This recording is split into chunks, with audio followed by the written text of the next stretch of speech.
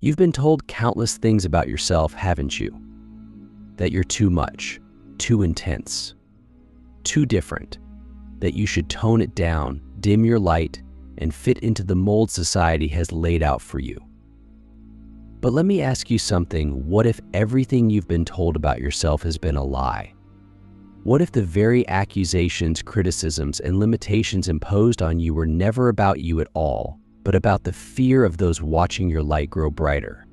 Stay with me, because in the next few moments, you're going to start seeing the world differently. You're going to start seeing yourself differently. Let me tell you a truth that most people don't want to hear. The chosen ones, the ones born to shine, have always been surrounded by lies, illusions, and traps. Why? Because when someone shines that brightly, they disrupt the systems of control, the narratives that keep people asleep, and the rigid structures that demand conformity. Think about it. When was the last time someone told you to be quiet or humble about your gifts? How often have you felt like the world around you was conspiring to keep you small? These lies, these societal constructs, don't just appear out of nowhere. They're carefully crafted, generation after generation, to ensure that those who carry the spark of something greater never ignite a fire big enough to inspire the masses. Because here's the thing: if you rise, others will rise too. If you awaken, others can't help but awaken as well. Click subscribe to this channel to get more profound insights. You see, we live in a world that fears change. The systems that govern us, whether they're social, economic, or spiritual, are terrified of the chosen ones because chosen ones are disruptors. You don't fit into categories. You don't accept the status quo. You don't play by the rules, and that makes you dangerous. But let's pause for a moment. Who told you that being dangerous was a bad thing? Because if you think about it, every great leader, visionary, or spiritual teacher has been considered dangerous at some point. Jesus? Dangerous. Buddha? Dangerous. Martin Luther King Jr.? Dangerous. They were dangerous not because they harmed others, but because they spoke truths that shattered illusions. And the same potential lies within you. Let's dive deeper into these lies. The first lie they tell the chosen ones is this: you're not special.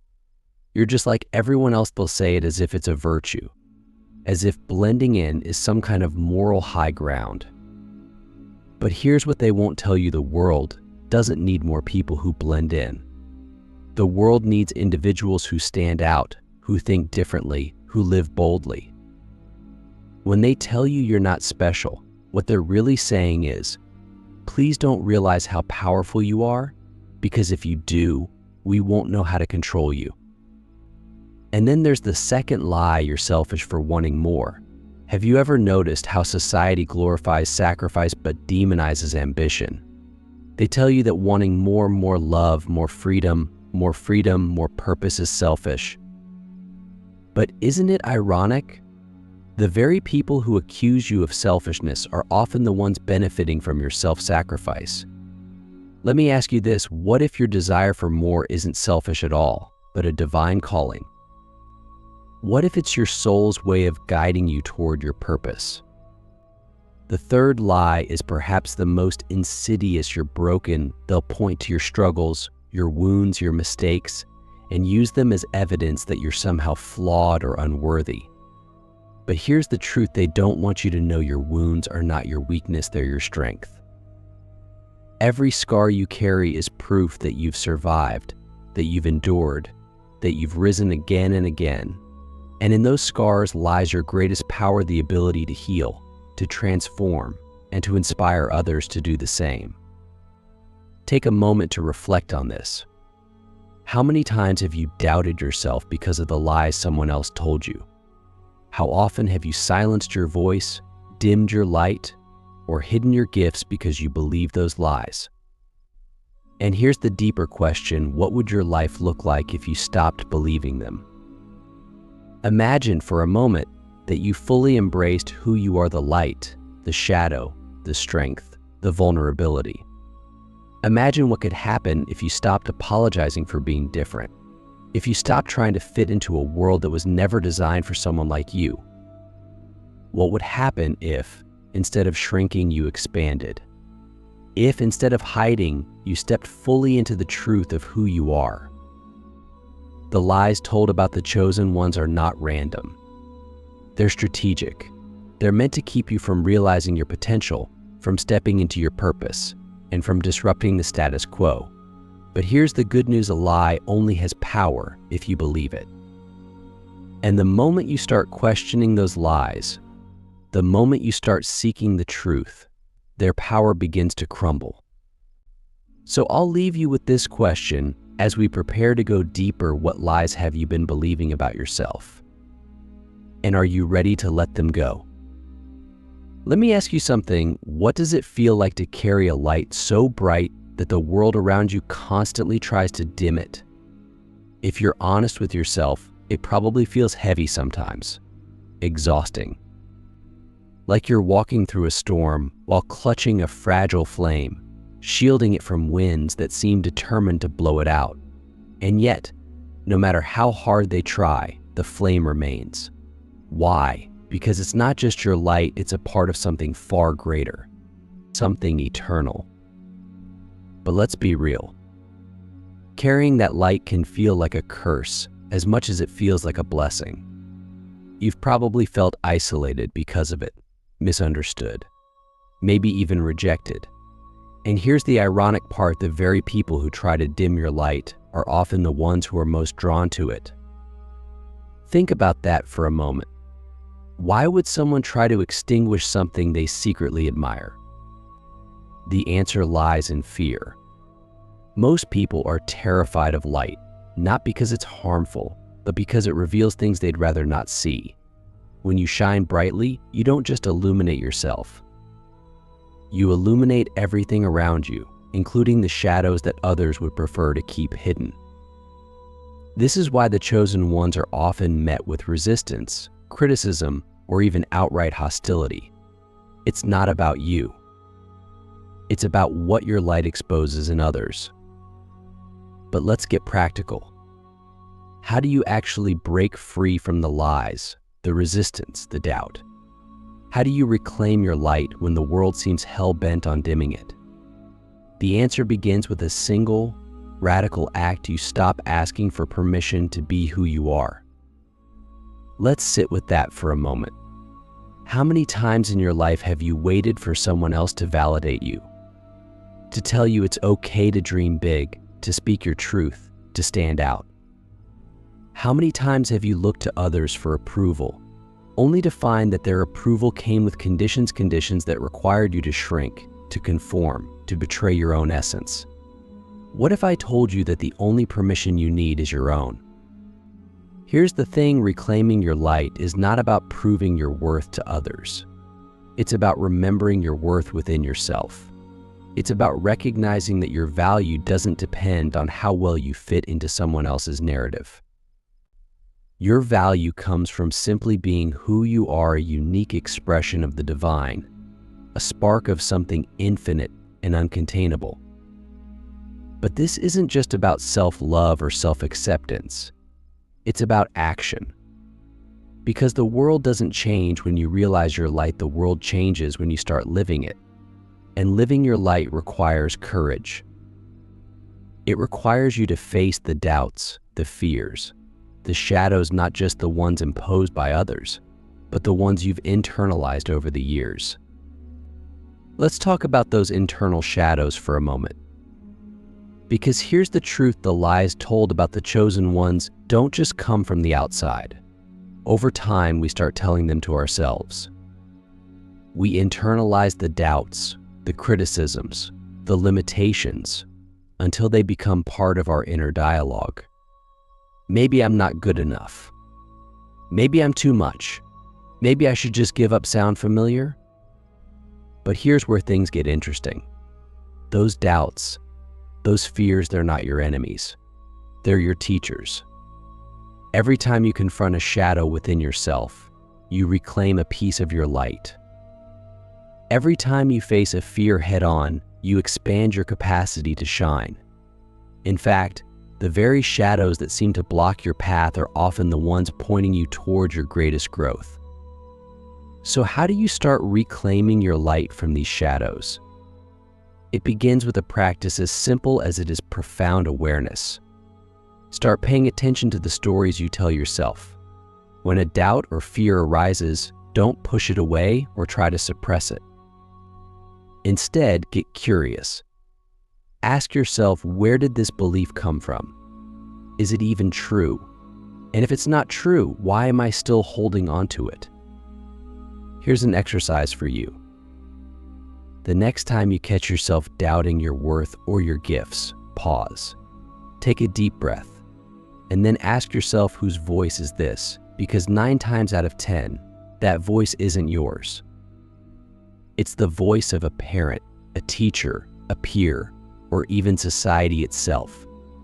It's a voice you've inherited, not a truth you've discovered. And the moment you recognize that, you take the first step toward breaking free.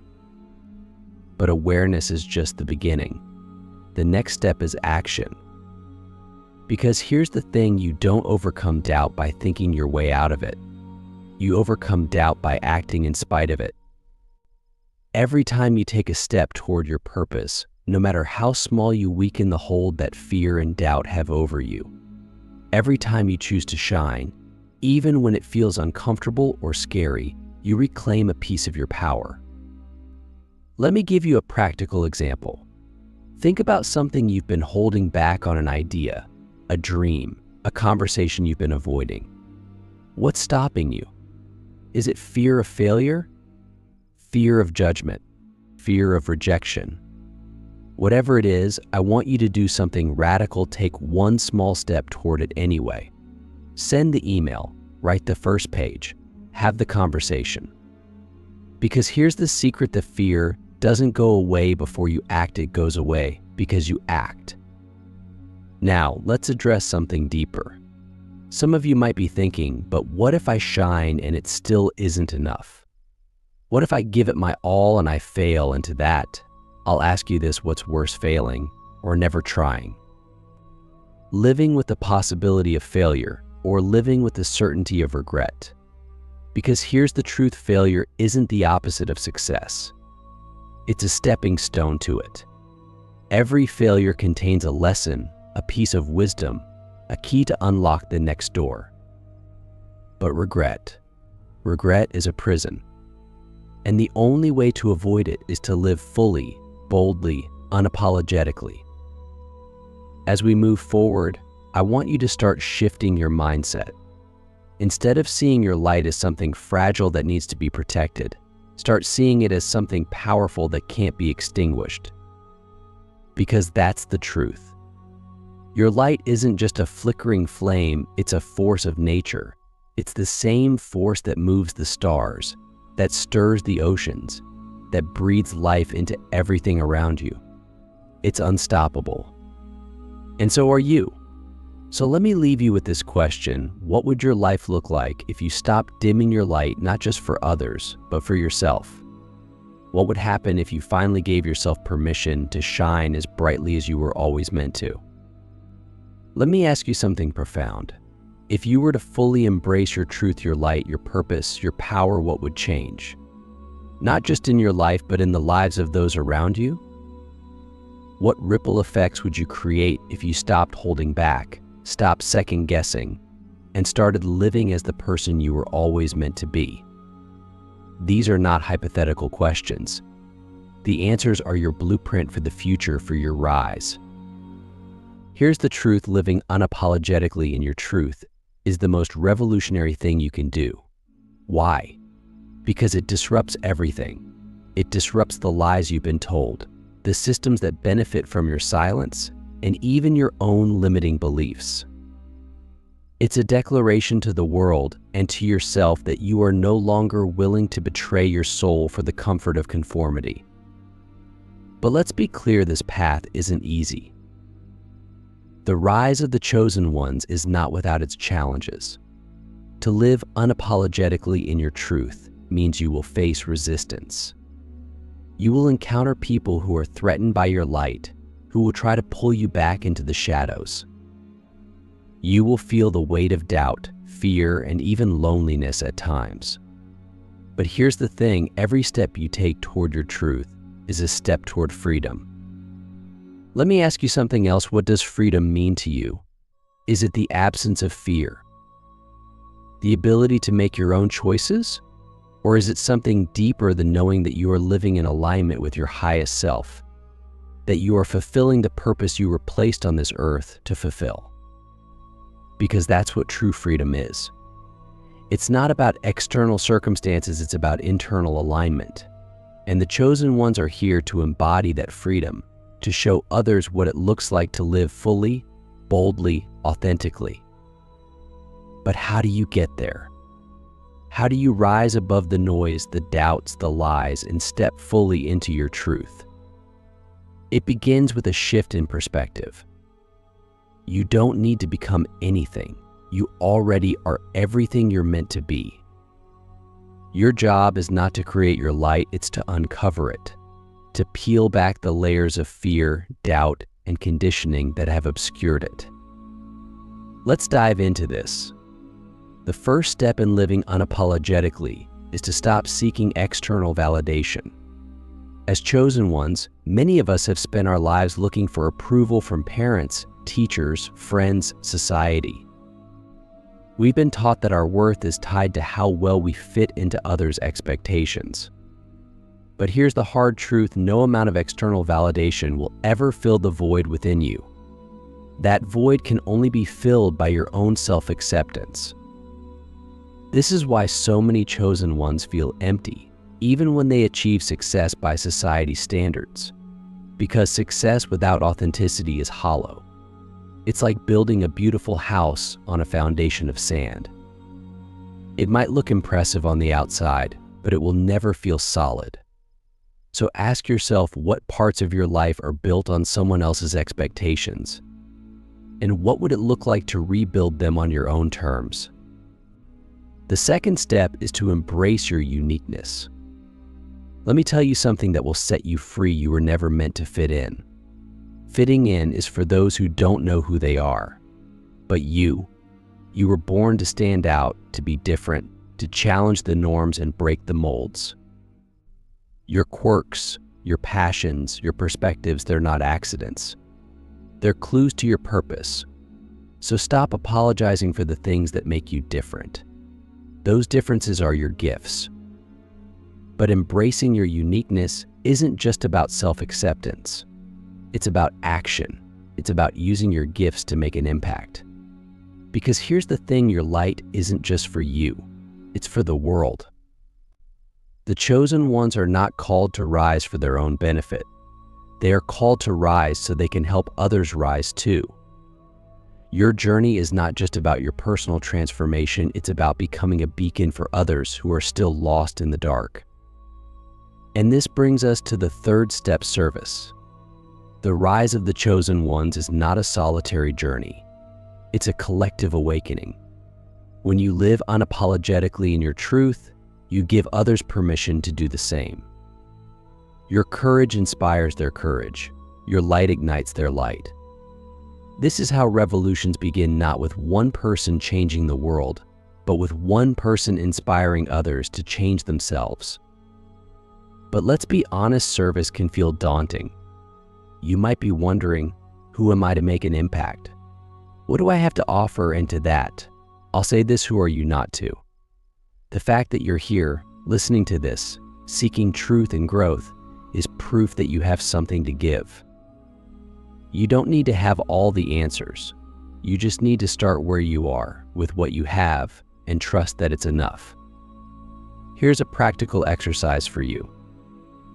Take a moment to reflect on the people in your life, your family, your friends, your community. Ask yourself, how can I serve them with my light? Maybe it's as simple as offering a kind word, sharing your story, or standing up for someone who can't stand up for themselves. Or maybe it's something bigger, starting a project, pursuing a dream, or using your platform to speak truth to power. Whatever it is, trust that your light, no matter how small it may seem, is exactly what someone else needs. Now, let's talk about the final piece of the puzzle: surrender. Because here's the paradox of living unapologetically in your truth. It's not about control. It's about trust. Trusting yourself, trusting your path, trusting the divine plan that brought you here. The rise of the chosen ones is not about forcing your light to shine. It's about letting it shine naturally, effortlessly, as a reflection of who you are. This is where so many of us get stuck. We think we have to figure it all out, to have a perfect plan, to know exactly how our journey will unfold. But the truth is, you don't need all the answers. You just need to take the next step. And then the next. And then the next. Because every step you take in alignment with your truth brings you closer to your purpose. Every step you take sends a ripple of light into the world. So let me ask you, one last time, are you ready to rise? Are you ready to live unapologetically in your truth, to embrace your light, and to step into the purpose you were born to fulfill? Because the time is now. The world is waiting. And your light, your unique, powerful, unapologetic light, is exactly what it needs.